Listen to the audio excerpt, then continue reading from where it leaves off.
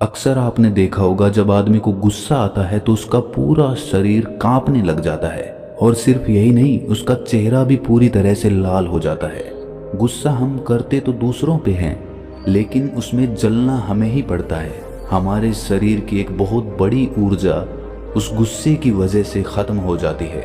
आज की इस बोध कहानी में हम जानेंगे कि गुस्सा जन्म कैसे लेता है, और अगर हम ये समझ लेते हैं तो हम उस गुस्से से भी छुटकारा पा सकते हैं। लेकिन उससे पहले हमें समझना होगा कि ये गुस्सा आखिर पैदा कहाँ से होता है। इससे पहले कि आप इस कहानी में खो जाएं, इस चैनल को सब्सक्राइब जरूर कर लें। तो चलिए कहानी शुरू करते हैं। बात उस वक्त की है जब आत्मज्ञान प्राप्त करने के बाद महात्मा बुद्ध अपने ज्ञान का प्रचार प्रसार पूरी दुनिया में फैला रहे थे। उनसे प्रभावित होकर बहुत सारे लोग उनके भिक्षु बन गए थे। वो रोज शाम को अपने भिक्षुओं को उपदेश देकर उन्हें ज्ञान का मार्ग दिखाते थे। ऐसे ही एक दिन वो जब उपदेश दे रहे थे तो एक 20 वर्षीय नौजवान युवक उनके पास आकर कहता है कि हे बुद्ध, मैं भी आपका भिक्षु बनना चाहता हूँ, मुझे भी अपने संघ में शामिल कर लें।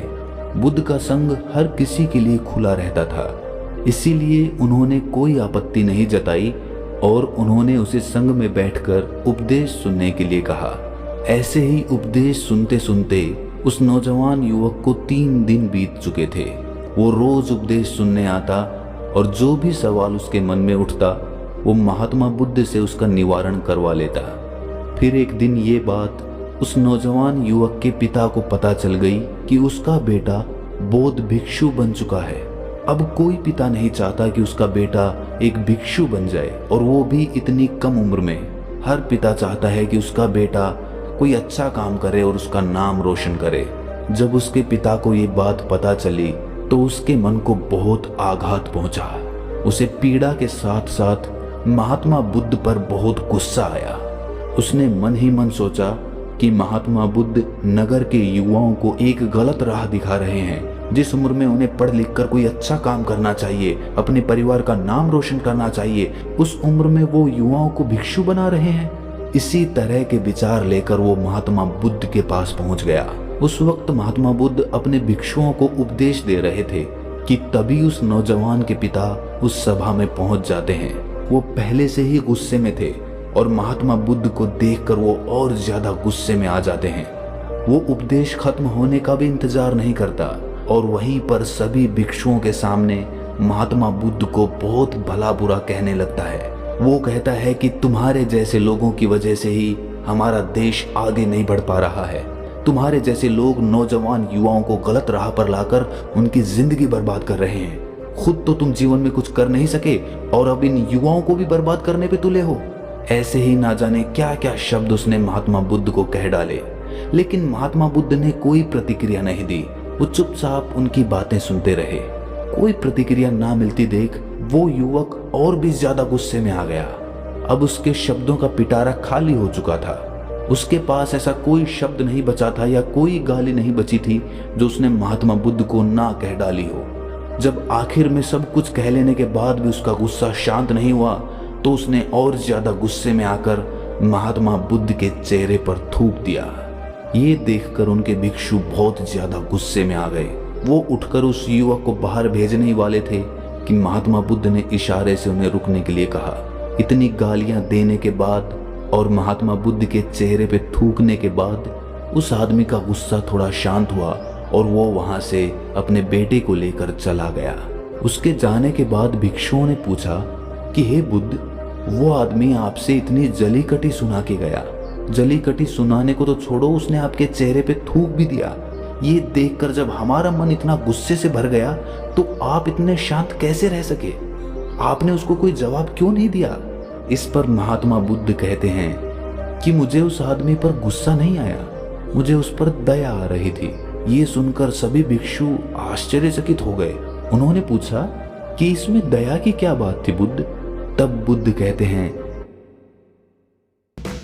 इंडिया का इन्वेस्टिंग हो जाए smart. ₹0 brokerage. Angel one super app for smart investing. Investments in securities market are subject to market risks. Read all the related documents carefully before investing.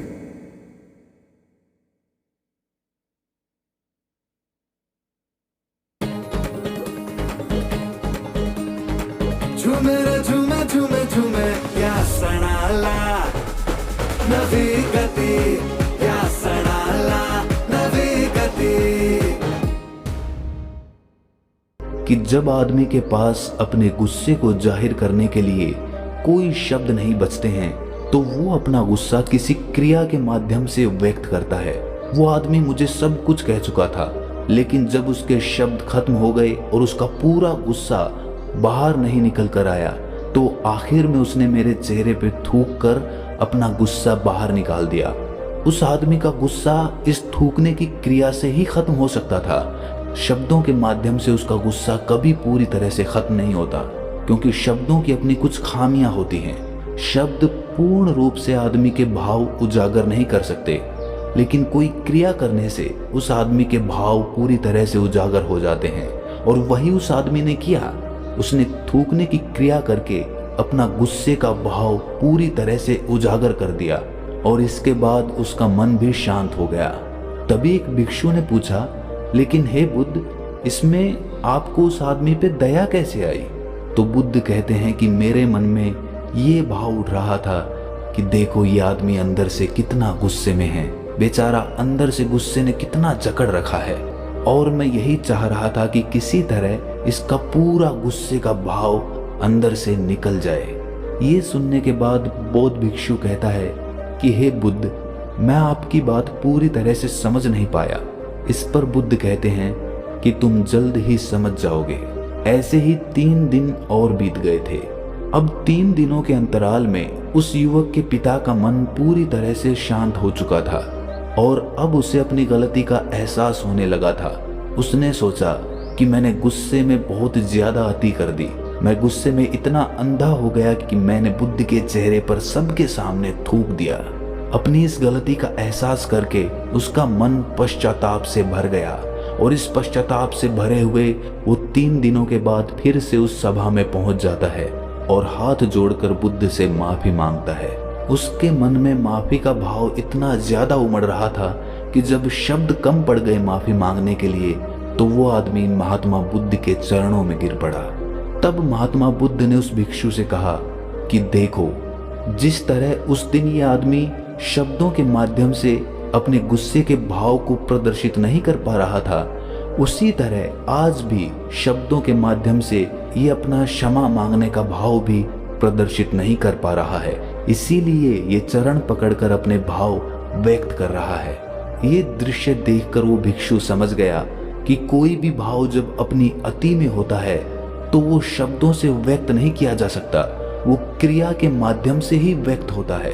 इसीलिए श्रोताओं, अगर कोई आदमी बहुत ज्यादा गुस्से में हो और गुस्से में वो किसी को चोट पहुंचा दे तो ये समझ लेना आवश्यक होता है कि ये गुस्से का भाव शब्दों के माध्यम से व्यक्त नहीं हो सकता था। बहुत बार ऐसा होता है कि हमारी माँ या हमारे पिता हमें गुस्से में थप्पड़ तक मार देते हैं और हम ये सोचकर दुखी हो जाते हैं कि हमारे पिता ने हमें थप्पड़ मार दिया। लेकिन सोचने की बात यह है कि उनका जो भाव था वो और किसी तरह से व्यक्त ही नहीं हो सकता था। अगर एक भी श्रोता हमारी इस कहानी के मर्म को समझ लेता है तो ये कहानी सुनाने का हमारा मकसद पूरा हो जाएगा। अगर ये कहानी अच्छी लगी तो इस चैनल को सब्सक्राइब जरूर कर लें। तो मिलते हैं अगली किसी कहानी में, तब तक के लिए अपना ख्याल रखें।